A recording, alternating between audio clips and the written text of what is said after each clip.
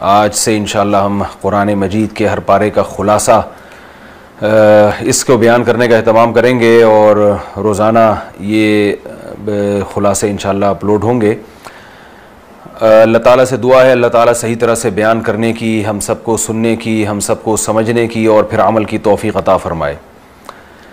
कुरान अल्लाह की वो आखिरी किताब है जो अल्लाह ने अपने हबीब सल्लल्लाहु अलैहि वसल्लम पर नाजिल की, मोहम्मद सल्लल्लाहु अलैहि वसल्लम पर, और हमेशा के लिए इसको महफूज कर दिया। आज हम जो किताब पढ़ते हैं, तिलावत करते हैं, 1400 साल पहले जिस कैफियत पे नाजिल हुई, आज भी अल्हम्दुलिल्लाह उसी तरतीब से हमारे पास मौजूद है। एक हर्फ, एक ज़बर ज़ेर पेश की भी इसमें कोई गलती नहीं हुई, कोई तहरीफ नहीं हुई। इस वजह से कि अल्लाह ताला अपने बंदों पर हुज्जत को तमाम करना चाहते हैं। अल्लाह चाहते हैं कि मैं बंदों से जब कलाम करूं तो कोई और उस कलाम को मेरी तरफ से उसमें कोई हेर फेर ना कर सके। इसलिए अल्लाह ने जो कलाम अल्लाह की ज़ात से निकला, अल्लाह ने उनके अल्फाज की भी हिफाजत की है। और 1400 साल पहले की कोई ऐसी तहरीर, पूरी किताब तो दूर की बात, कोई एक लाइन भी हमारे पास इस तरह से यकीनी तौर पर महफूज नहीं है। ये सिर्फ कुरान मजीद का कमाल है कि जो ज़बान कुरान की है वो ज़बान भी आज महफूज है। अरबी 20 मुल्कों में बोली जाती है। आज भी अगर 1400 साल पुराना कोई शख्स उठ के आए और अरबी ज़बान में अपनी उस दौर की 1500 साल पुरानी ज़बान में हमसे बात करना चाहे तो दुनिया में उसकी बात को समझने वाले करोड़ों लोग हैं। तो वो ज़बान अल्लाह ने महफूज कर दी जिस ज़बान में अल्लाह ने कुरान मजीद को नाजिल किया।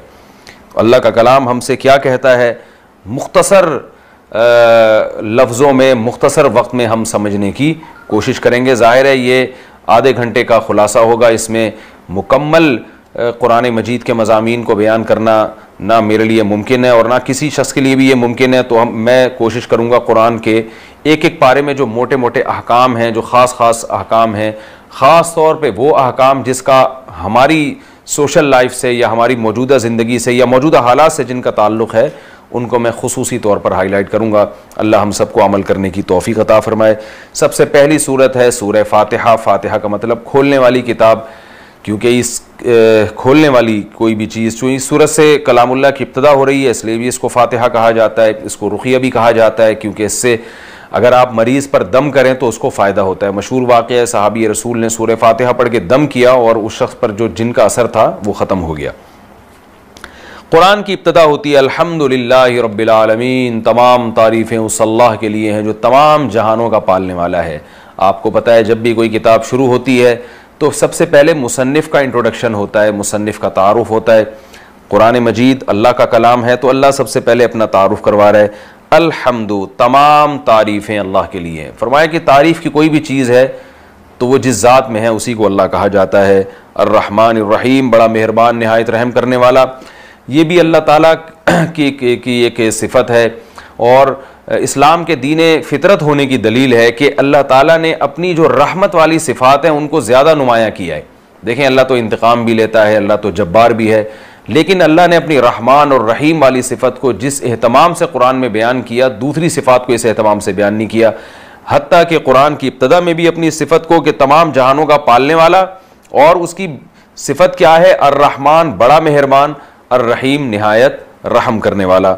और हमें हुक्म दिया है कि जब भी हम कोई काम करें तो बिस्मिल्लाह से शुरू करें, बिस्मिल्लाहिर्रहमानिर्रहीम, अल्लाह के नाम से जो बड़ा मेहरबान और निहायत रहम करने वाला है। मालिकी यौमिद्दीन, रोज़े जज़ा का मालिक। तो हदीस में इसका खुलासा खुद बयान कर दिया गया है। बुखारी मुस्लिम की हदीस है। आप सल्लल्लाहु अलैहि वसल्लम ने इरशाद फरमाया कि जब बंदा, अल्लाह ताला ने सूरह फ़ातिहा को अल्लाह और बंदे के दरमियान में डिवाइड कर दिया है। फरमाया दो हिस्से जो हैं वो मेरे बंदे के लिए हैं और एक हिस्सा उसमें मेरे लिए है।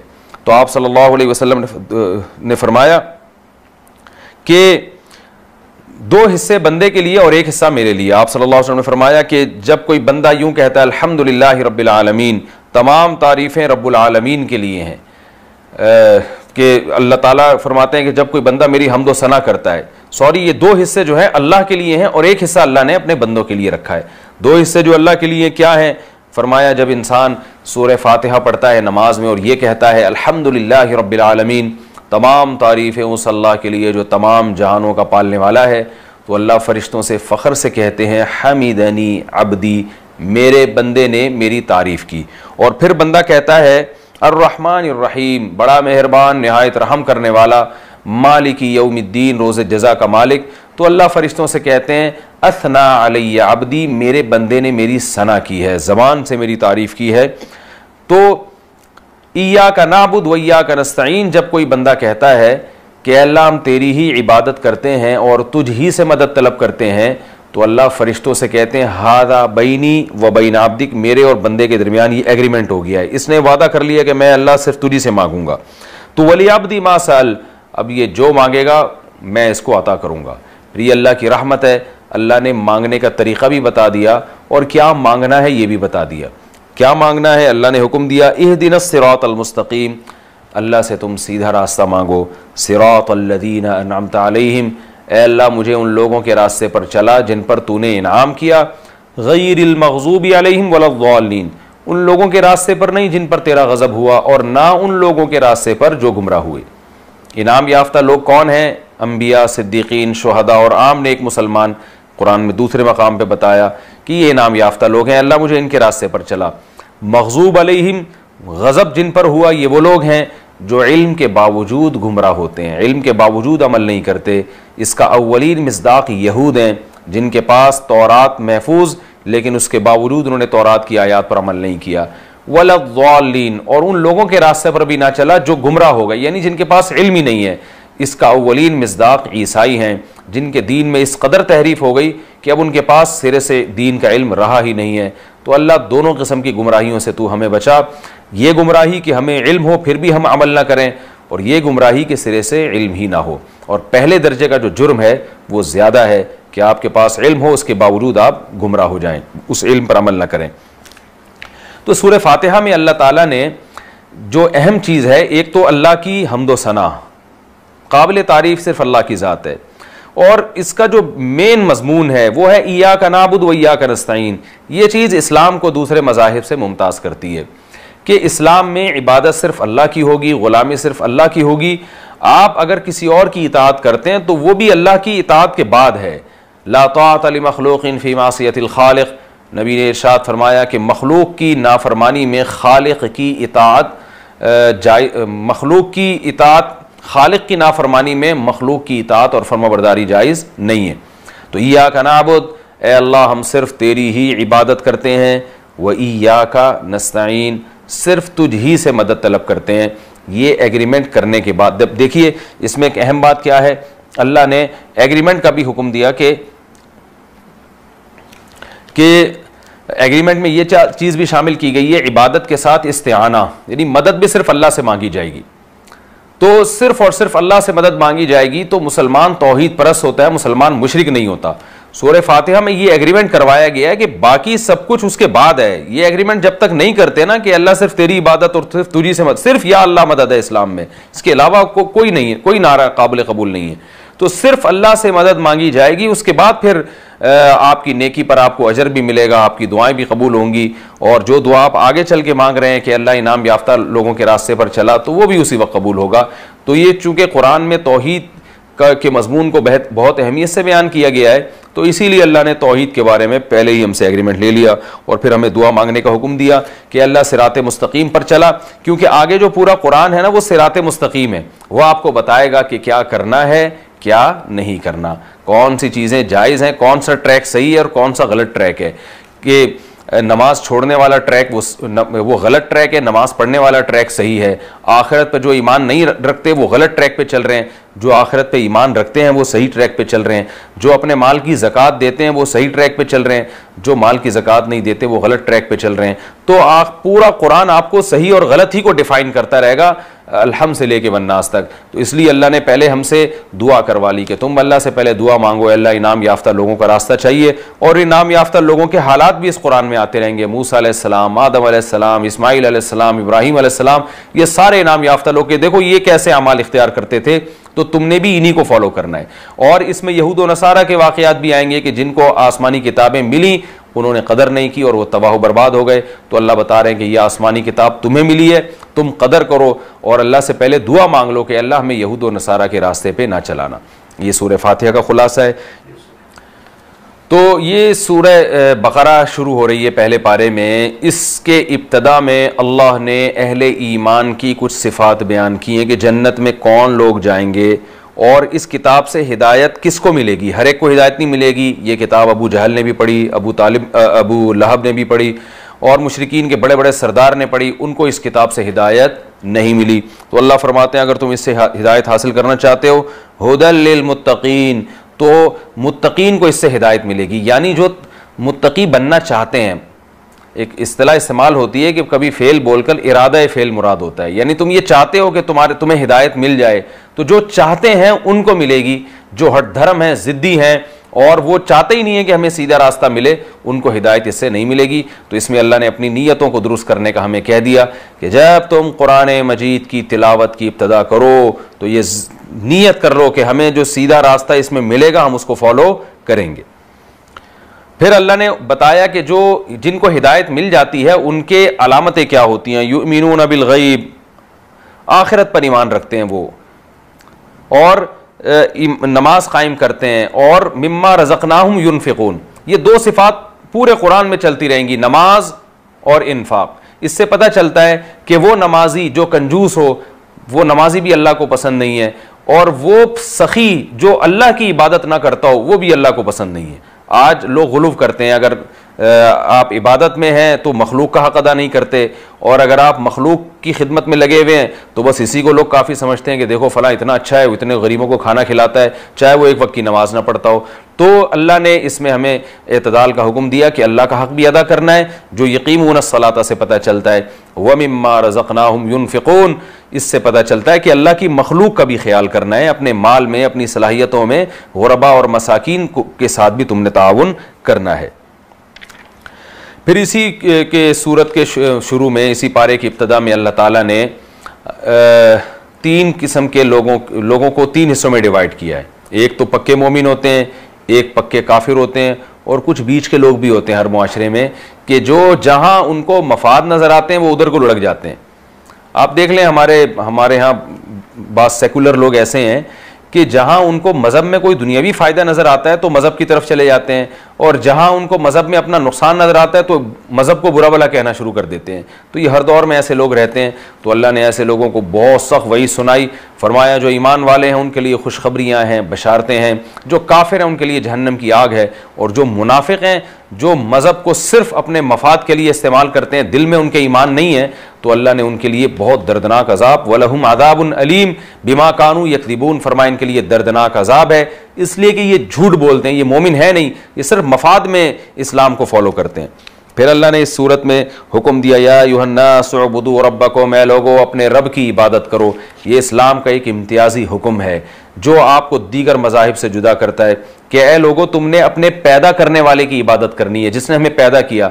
इसी में अल्लाह ने माबूद का इंट्रोडक्शन भी करवा दिया कि वो माबूद वो है जिसने तुम्हें पैदा किया। तो जाहिर है जिसने पैदा किया हो उसकी इबादत तो ज़रूर करनी चाहिए। और कैसे खलक़कुम वल्लज़ीना मिन क़ब्लिकुम, तुम्हें भी बनाया और तुमसे पहले लोगों को भी बनाया। और अल्लाह ने हुक्म दिया, फ़ला तजअलू लिल्लाहि अंदादा, उस अल्लाह के साथ किसी और को शरीक मत करो। सूरज की इबादत, चांद की इबादत, मज़ारों की परस्तिश, बुज़ुर्गों से हाजात पूरी करवाना, मज़ारों पे जाके बुतों की इबादत, ये सब शिरक हैं जिन पर अल्लाह ने आयात में पाबंदी लगा दी। और अल्लाह ने इस कुरान के अल्लाह के कलाम होने की दलील भी दी। फरमाया व इन कुंतुम फी रैबिम मिम्मा नज़्ज़लना अला अब्दिना फ़अतू बिसूरतिम मिन मिस्लिही, ये कलाम जो तुम्हारे सामने पढ़ के सुनाया जा रहा है ये अल्लाह का कलाम है, अगर इसमें तुम्हें शुबा है तो तुम भी इस जैसा कलाम लेकर आओ ना। 1400 साल गुजर गए, आज तक कुरान के ऑल्टरनेट उस जैसी कोई दूसरी किताब नहीं ला सका, कोई ऐसी किताब ला ही नहीं जा सकी जिसकी निस्बत अल्लाह की तरफ की जाए और लोगों में उसको वो पनप सके वो किताब। किसी किताब के ऐसे मज़ामीन नहीं है, किसी किताब का अंदाज़ बयान ऐसा नहीं है। अल्लाह फरमाते हैं फ़इल्लम तफ़अलू, अगर तुम ये काम नहीं कर सकते, वलन तफ़अलू, और अल्लाह ने बता दिया 1400 साल गुजर गए, नहीं किया, आइंदा भी नहीं कर सकोगे तुम। फ़त्तक़ुन्नार अल्लती वक़ूदुहा अन्नास वल हिजारा, तो उस जहन्नम की आग से डरो जिसका ईंधन इंसान और पत्थर है। तो इसमें अल्लाह ने बता दिया कि फिर इस किताब के अहकाम को तुम्हें फॉलो करना पड़ेगा, वरना वो आग तुम्हारे लिए तैयार है जिसका ईंधन अल्लाह ने इंसानों को और पत्थरों को बनाया। अल्लाह हमें उससे महफूज फरमाए। कुरान की आदत है जहां अल्लाह नाफरमानों को अजाब की धमकियां देते हैं, वहीं कुरान के अहकाम को फॉलो करने वालों को जन्नत की खुशखबरियां भी सुनाई जाती हैं। वबश्शिरिल लदीना आमनू, फरमाया खुशखबरी सुना दे उन लोगों को जो ईमान लाए और नेक अमाल किए। अन्ना लहुम जन्नातिन तजरी मिन तहतिहल अनहार, बागात मिलने वाले हैं जिनके नीचे नहरें बहती हैं। और लहुम फीहा अज़वाजुम मुतहरा, पाकीज़ा बीवियाँ मिलेंगी और वो हमेशा हमेशा उसमें रहेंगे। जन्नत की दो सिफ़ात को अल्लाह बहुत ज़्यादा नुमाया करते हैं। एक, उसके नीचे नहरें बहती हैं, क्योंकि जो नेचुरल ब्यूटी है जिससे इंसान हमेशा से दिल बहलाता रहा है, वो बागात हैं जिनके नीचे चश्मे और नहरें बहती हैं। आपको पता है आज भी लोग आउटिंग के लिए जब निकलते हैं ऐसी जगह तलाश करते हैं जहां ग्रीनरी हो, बागात हो और चश्मे हो, पानी के नहरें हो, आबशारें हो। अल्लाह ने जन्नत में अपने नेक बंदों के लिए इसका सामान इख्तियार की, इसका इंतजाम किया है। और दूसरी चीज अल्लाह बयान करते हैं खालिदीन, हमेशा रहेंगे। ये दो बहुत अहम सिफात हैं। दुनिया की कोई भी बड़ी से बड़ी नेमत हो मगर उस पर फना का लेबल लगा हुआ है, वो हमेशा नहीं रहती। जन्नत की सबसे बड़ी खूबी क्या है कि उसमें मौत नहीं है, हमेशा हमेशा की जिंदगी है।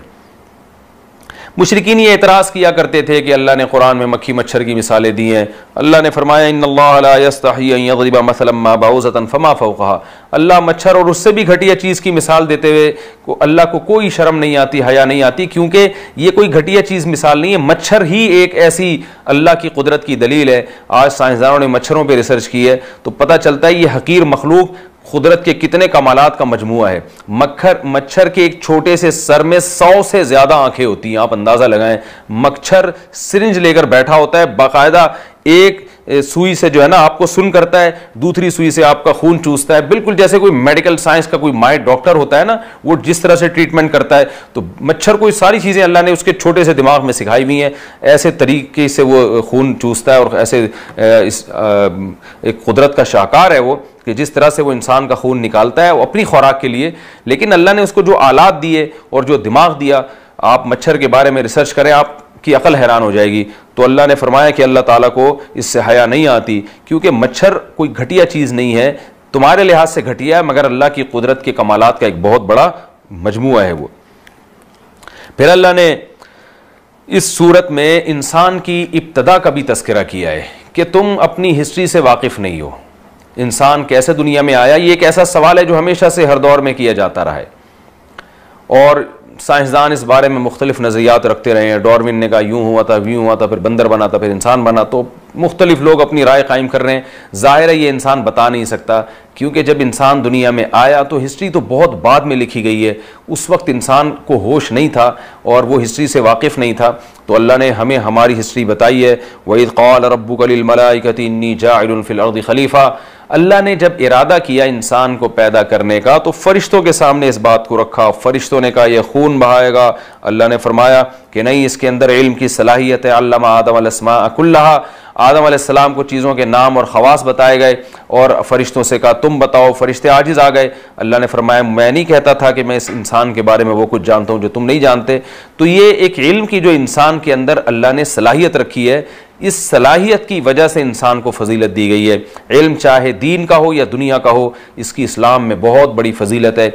आज इंतहाई अफसोस के साथ ये बात कहनी पड़ती है कि मुसलमान जब तक कुरान की तालीमात पर थे, हमारे असलाफ थे, उनके पास दीन का इल्म भी था और दुनिया का इल्म भी था। हमारे साइंटिस्ट थे जिनसे यूरोप ने फ़ायदा उठाया और गोरों ने फ़ायदा उठाया। हमारी साइंसी तहकीकात थी जिनसे लोगों ने फ़ायदा उठाया, मगर आज हम उन तमाम चीज़ों में पीछे रह गए हैं। तो ज़रूरत इस बात की है कि हम दोनों उलूम को फोकस करें, दुनिया का इल्म भी हासिल करें और दीन का इल्म भी हासिल करें। अल्लाह ने हमें इमाम बनाया है, तो इमाम बनने के लिए ज़रूरी है कि दोनों के, क्योंकि हुकूमत आपने इस ज़मीन पे करनी है, तो इस ज़मीन पर हुकूमत के लिए इस ज़मीन का इल्म आपके पास होना ज़रूरी है। वो इल्म जो इस ज़मीन में रहने के लिए ज़रूरी है, जो इस ज़मीन को मुसख्खर करने के लिए ज़रूरी है। तो दीन का इल्म आपको बताएगा कि आप अल्लाह के महबूब कैसे बनेंगे, और दीन का इल्म ही आपको यह भी बताता है कि दुनिया की अहमियत, दुनिया के इल्म की अहमियत क्या है और ज़मीन पर आपकी खिलाफत और हुकूमत कैसे कायम होगी, ज़मीन की बागडोर आपके हाथ में कैसे आएगी। क्योंकि आदम अलैहिस्सलाम को अल्लाह ने खलीफा से ताबीर किया है कि मैं ज़मीन में खलीफा पैदा कर रहा हूँ। खलीफा कहते हैं नाइब, जो अल्लाह का निज़ाम ज़मीन पे नाफिज करे। तो खिलाफत के लिए वो जो है ये जहन में रखिए कि दीन के इल्म के साथ साथ दुनिया का इल्म भी ज़रूरी है। हम पैगम्बरों की तारीख उठा के देखते हैं, अल्लाह ने दाऊद अलैहिस्सलाम को ज़मीन पर खिलाफत दी तो दीन के इल्म के साथ अल्लाह ने दुनिया का इल्म भी दिया। लोहे को आपके हाथ में अल्लाह ने नरम कर दिया, जिससे आप ज़िन्हें बनाया करते थे। क़ुव्वत फ़ैसला अता की अल्लाह ताला ने आपको। आदम अलैहिस्सलाम से ख़ता हुई, जिसकी वजह से आपको जन्नत से निकाला गया, शैतान ने वरगलाया। तो इसमें हमें यह बताया गया कि शैतान ने तौबा नहीं की, गलती दोनों से हुई, आदम से भी और शैतान से भी। शैतान अड़ गया तो आज तक अड़ा हुआ है, जहन्नम का ईंधन बनेगा। और आदम अलैहिस्सलाम ने तौबा की, अल्लाह के दोबारा महबूब बन गए। तो अल्लाह ने इन आयात में हमें बता दिया कि देखो गलती तुमसे हो सकती है, मगर रुजू कर लेना, शैतान की तरह तकब्बुर ना करना।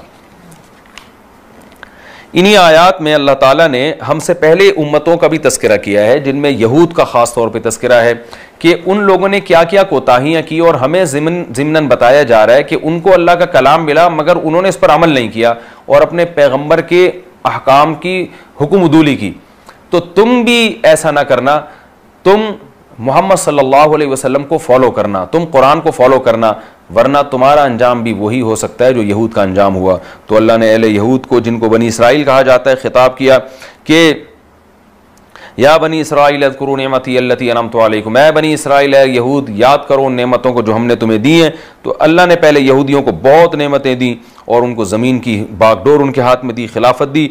तो अल्लाह ने फरमाया कि उनसे हमने कहा था ला तलबिसुल हक़्क़ बिल बातिल, हक़ और बातिल को खल्त मल्त कर दिया करते थे। ये यहूद की एक बुरी खसलत थी। और अल्लाह ने उनको हुक्म दिया था ला तश्तरू भी आयाती समनन क़लीला, उनमें खराबी क्या थी, दीन को चंद टकों के बदले में बेचते थे। लोगों को खुश करने के लिए उन्हीं के मतलब के हकाम लोगों को बताया करते थे। तो अल्लाह ने इसमें मुसलमान उलमा को तंबीह की है कि तुम चंद दुनिया के मफाद की खातिर कुरान के हकाम को तब्दील मत करना। आज हम देखते हैं बाज़ स्कॉलर ऐसे आ गए जो पब्लिक को देख के उनकी मर्ज़ी की बातें कर रहे होते हैं, वो शरीयत नहीं बताते। बहुत सारी चीज़ों को जो हराम थी उन्होंने हलाल कर दिया और बहुत सारी चीज़ों में उन्होंने गुंजाइशें, ऐसी गुंजाइशें जो शरीयत में नहीं है, सिर्फ पब्लिक को, लोगों को खुश करने के लिए। तो इससे भी अल्लाह ने मना फरमाया। फिर अल्लाह ने यहूदियों पर जो इनामात हुए थे उनका तस्करा किया है कि हमने कैसे तुम्हें फ़िरौन से निजात दी और मूसा अलैहिस्सलाम को हमने कैसे तौरात अता की, 40 दिन उनसे वादा किया हमने, और तुमने कैसी नालायकी की। मूसा अलैहिस्सलाम तौरात लेने के लिए गए हैं, अल्लाह से हम कलाम होने के लिए गए हैं, और तुमने बछड़े की इबादत करना शुरू कर दी। फिर अल्लाह ने तुम्हारी तौबा कबूल करके तुम्हें माफ़ किया। तुम पर मन और सलवा को अल्लाह ने आसमान से नाजिल किया। और अल्लाह ने तुम्हें हुक्म दिया था एक बस्ती में दाखिल हो, सर झुका के, और हित्ततुन कहना कि अल्लाह हमारे गुनाहों को माफ़ कर दे। तुमने क्या किया, लालच में आके हिंता कहना शुरू कर दिया। गंदुम चाहिए, रोटी चाहिए, मगफिरत की फ़िक्र नहीं थी, पेट की तुम्हें ज़्यादा फ़िक्र लग गई। आज भी हमारे यहाँ लिबरल लोग मुल्क की मुआशी तरक्की की बात तो करते हैं कि भाई पेट भरा हुआ होना चाहिए, पेट भरा हुआ होना चाहिए। इस्लाम की बात करना लोगों ने छोड़ दी है। पाकिस्तान पेट भरने के लिए नहीं बना था, पाकिस्तान इस्लाम के लिए बना था। पेट भरना भी हमारी मजबूरी है, ज़रूरत है, मुआशी तरक्की भी हमारी ज़रूरत है, लेकिन इस्लाम और अल्लाह को खुश करना ये हमारी पहली ज़रूरत है। तो यहूद वाली खसलत हमारे अंदर नहीं होनी चाहिए कि उनसे कहा जा रहा है कि तौबा इस्तिग़फ़ार करो, तो वो तोंद की फ़िक्र और पेट की फ़िक्र में पहले लग गए और तौबा इस्तिग़फ़ार की फ़िक्र उन्होंने छोड़ दी। तो अगर हमारे अंदर ये होगा तो हम में और गैर मुस्लिमों में फिर कोई फ़र्क बाकी नहीं रहेगा। अल्लाह ने बनी इसराइल पर जो नेमतें ज़िक्र की, उन नेमतों में चश्मे फूटना, पानी की कमी हुई तो मूसा अलैहिस्सलाम ने पत्थर मारा है, पत्थर पे लाठी मारी तो 12 चश्मे फूट गए। फिर मूसा अलैहिस्सलाम ने बनी इसराइल को हुक्म दिया कि गाय ज़बा करें, उसमें वो लय तो लाल से काम लेने लगे कि अब गाय का रंग कैसा होना चाहिए। जो बहुत ज़्यादा सवालात पूछते हैं उनका मकसद बसा औक़ात ये भी होता है कि उन्होंने अमल नहीं करना होता।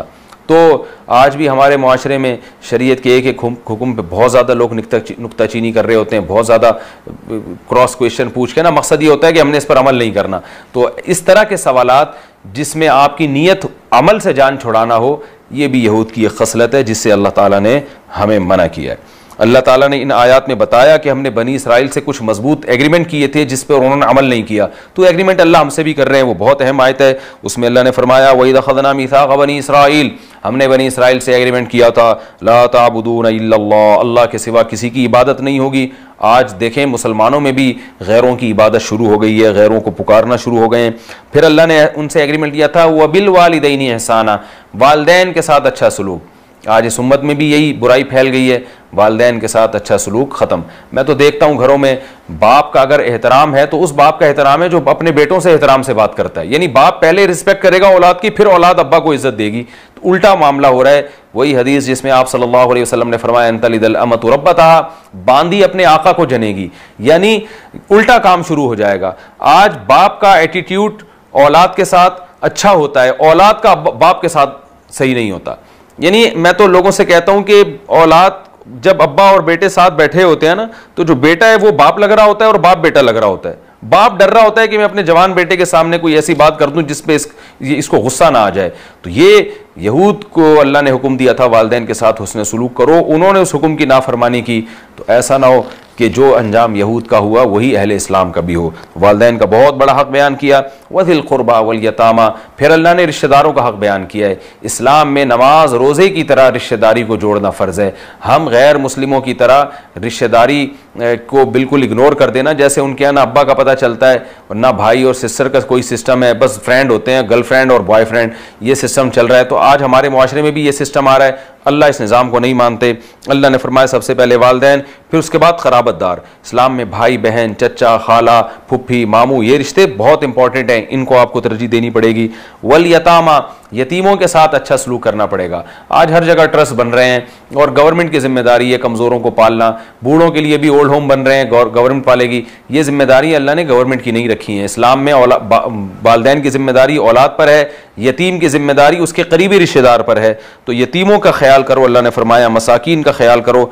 गवर्नमेंट की भी जिम्मेदारी है जब पब्लिक अपनी जिम्मेदारी पूरी ना कर रही हो, बल्कि गवर्नमेंट की जिम्मेदारी है लोगों को इस पर लेकर आए वो कि बूढ़े वालिदैन पर औलाद खर्च करेगी। हमारे यहाँ भी फैमिली सिस्टम उसी तरह से तबाह किया जा रहा है जैसे गोरों का तबाह हुआ, बिल्कुल उन्हीं को हम हर चीज़ में फॉलो कर रहे हैं। तो अल्लाह ने फरमाया वक़ूलू लिन्नासी हुस्ना, हमने बनी इसराइल से ये एग्रीमेंट लिया था कि लोगों से जब बात करोगे तो अच्छी बात करोगे। आज आप देखें हमारे अखलाक कहाँ जा रहे हैं। हम दूसरे मुल्कों में सफ़र करते हैं, गोरों को हम देखते हैं कि वो अगरचे ऊपर ऊपर के अखलाक ही हैं, लेकिन बहरहाल हैं तो सही, ऊपर से मुस्कुरा के बात करते हैं, हर बात से पहले थैंक यू कहेंगे, आखिर में थैंक यू कहेंगे, थोड़ा सा मुस्कुराएंगे। हमारे यहाँ हर शख्स नाक पे मक्खी बिठा के बैठा हुआ है और ऐसा लगता है जैसे ये काटने को दौड़ेगा। मैं मानता हूँ कि ये हमारे अखलाक अंदरूनी तौर पर उनसे बहुत अच्छे हैं, लेकिन फिर भी कुछ ज़ाहिरी अखलाक भी हैं जिनका अल्लाह ने हमें हुक्म दिया। क़ूलू लिन्नासी हुस्ना, फरमाया लोगों से जब बात करो तो अच्छे अंदाज में बात करो।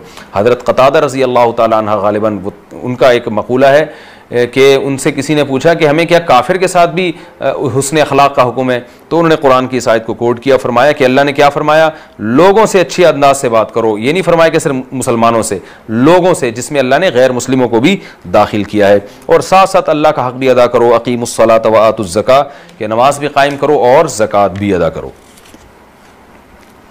इसी में अल्लाह ताला ने यह भी बताया कि बनी इसराइल से हमने ये भी एग्रीमेंट किया था कि अपनी कौम के साथ भी अच्छा सलूक करोगे। कौम परस्ती इस्लाम में जायज़ नहीं है, लेकिन कौम के साथ जुल्म करना ये दूसरी कौमों के साथ जुल्म करने की निस्बत ज़्यादा बुरा है। तो बनी इसराइल अपनी कौम को पकड़वा दिया करते थे और जो है ना वह हुआ मुहर्रमुन अलैकुम इखराजुहुम, जिला वतनी हराम थी, लेकिन अपनी कौमों को ही अपने मुल्कों से अपनी कौम के अफराद ही को निकाल दिया करते थे।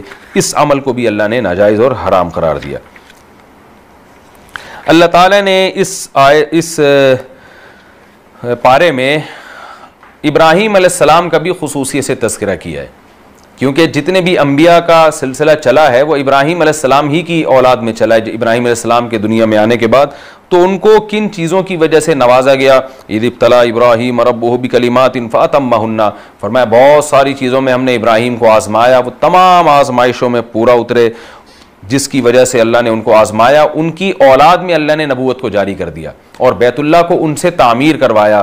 तो बैतुल्लाह इस्लाम का एक मरकज़ है, उसका भी तारुफ अल्लाह ने करवाया कि हमने इब्राहीम अलैहिस्सलाम को हुक्म दिया तहिरा बैती लित्ताइफीन वल आकिफीन वरुक्कई सुजूद, कि ए इब्राहीम और इस्माइल मेरे घर को पाक साफ रखो ताकि लोग उसमें तवाफ़ करें, एतकाफ़ करें, रुकू और सजदा करें। इससे हमें पता चलता है कि अल्लाह का जो घर है उसकी सफाई की अहमियत दूसरे घरों से ज़्यादा है। तो मस्जिदों में गंदगी, आज देखें मस्जिदों में बैतुल खला ऐसे बने हुए हैं, बिल्कुल उनके दरवाजे मस्जिद की तरफ खुल रहे होते हैं, उनमें सफाई का अहतमाम, एयरपोर्ट पे आके वॉशरूम आप देख लें उनके वो कैसे साफ़ सुथरे होते हैं।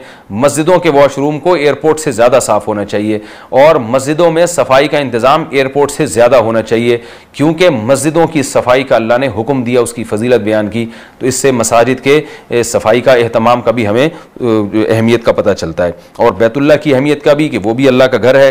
और अल्लाह ने मक्का के लिए दुआ, इब्राहीम अलैहिस्सलाम ने मक्का के लिए दुआ मांगी थी कि अल्लाह इस शहर को अमन वाला बना।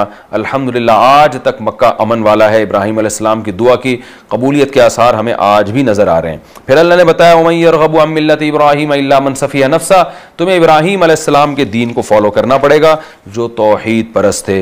और तौहीद ही पर इब्राहीम अलैहिस्सलाम की मौत हुई और इब्राहीम अलैहिस्सलाम के औलाद याकूब अलैहिस्सलाम, उनके बेटे इसहाक और उनके बेटे याकूब अलैहिस्सलाम जो इब्राहीम अलैहिस्सलाम के पोते थे, उनकी भी मौत तौहीद पर हुई है और मौत के वक्त उन्होंने अपने बच्चों को दीन पर कायम रहने की वसीयत की। इससे हमें पता चलता है कि नेक लोगों का ये शेवा रहा है कि वो अपनी औलाद की भी दीनी तरबियत की फिक्र रखते हैं, हत्ता कि मौत के वक्त भी अगर उन्हें किसी चीज़ की सबसे ज़्यादा फिक्र होती है तो ये भी फिक्र होती है कि मेरी औलाद दीन पर चले। आज मौत के वक्त भी लोग जायदादों की बात कर रहे होते हैं और पैसों की बात कर रहे होते हैं, उस वक्त भी फिक्र नहीं होती। तो ज़िंदगी में भी आपको अपनी औलाद की फिक्र करनी है और मौत के वक्त भी आप कोशिश करें अपनी औलाद को दीन पर कायम रहने की वसीयत करके जाएं। अल्लाह ताला से दुआ है जो कुछ हमने सुना और पढ़ा, अल्लाह हमें उस पर अमल करने की तौफीक अता फरमाए।